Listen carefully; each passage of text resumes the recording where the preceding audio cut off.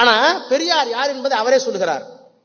பொதுவாக 12/10/1955 திரும்ப புத்தகத்தில் இருக்கு. பொதுவாக ஆந்திரா பிரிந்ததிலிருந்தே நாட்டு பிரிவினில் எனக்கு கவலை இல்லாமல் போய்விட்டது. பிறகு கன்னடமும் மலையாளமும் பிரிவதில் 2-3 காரணங்களால் சீக்கிரம் பிரிந்தால் தேவலாம் என்ற எண்ணம் எனக்கு தோன்றிவிட்டது.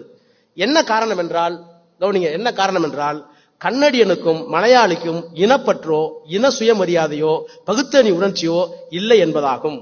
எப்படி எனில் அவர்களுக்கு வர்ணாசிர வெறுப்பு கிடையாது. சூத்திரன் பற்றி இழிவோ வெட்கமோ பெரும்பாலருக்கு கிடையாது. இந்து மத மூட நம்பிக்கையில் ஊறிவிட்டவர்கள். அவர்கள் இருவருக்கும் மத்திய ஆட்சி என்னும் வடவராட்சிக்கு தங்கள் நாடு அடிமையாக இருப்பது பற்றி சிறிதும் கவலை இல்லை. இதை நான் ஆந்திரா பிரிந்தது முன் சொல்லிக் கொண்டே இருக்கிறேன். ஆதலால் இவர்கள் சீக்கிரம் ஒளியட்டும் என்றே கருதி வந்தேன்.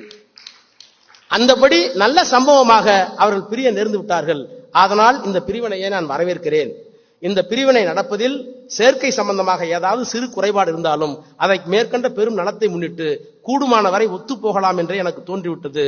மற்றும் இந்த பிரிவினை முடிந்து தமிழ்நாடு தனி நாடாக ஆகிவிட்டால் நமது சமய சமுதாய சுதந்திர முயற்சிக்கும் அவை சம்பந்தமான கிளர்ச்சிக்கும் புரட்சிக்கும் நமது நாட்டில் எதிர்ப்பு இருக்காது என்று கருதுகிறேன்.